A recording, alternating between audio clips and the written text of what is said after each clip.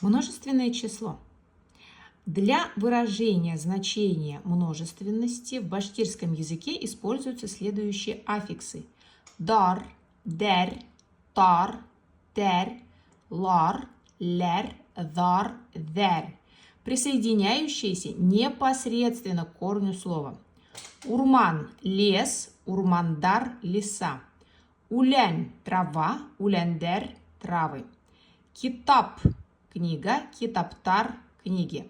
Кульдек – платье, кульдектер – платье.